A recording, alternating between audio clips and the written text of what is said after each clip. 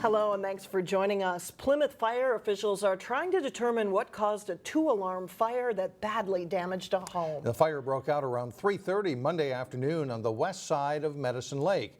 And 12 News reporter SONYA GOINS has more on the investigation.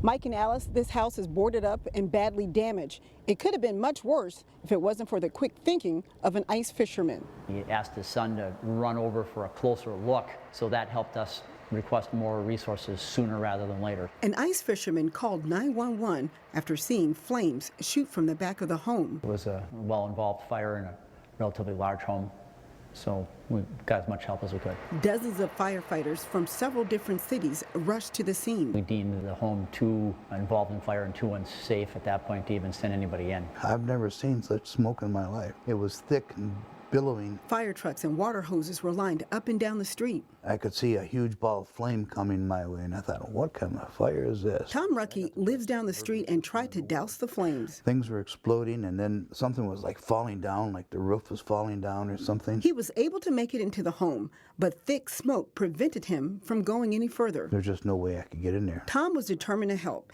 His aunt, Barbara Faber, lives in the home with her 2 adult children and a friend. And I could hear Barbara yelling, help. Her voice was very weak. Barbara made it out, but it was difficult because she uses a walker. I think it took her some time to get out of the house, yeah. The family pets were not so lucky.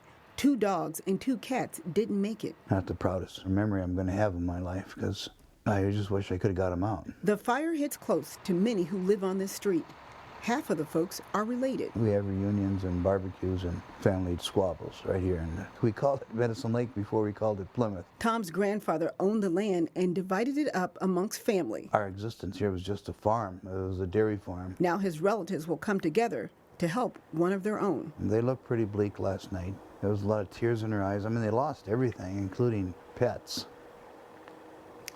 The house was on the market to be sold, and we're told some construction work was being done on the home, but there's no word on whether that played a role in the fire. Meanwhile, a fund has been set up at TCF Bank to help the Faber-Martin family.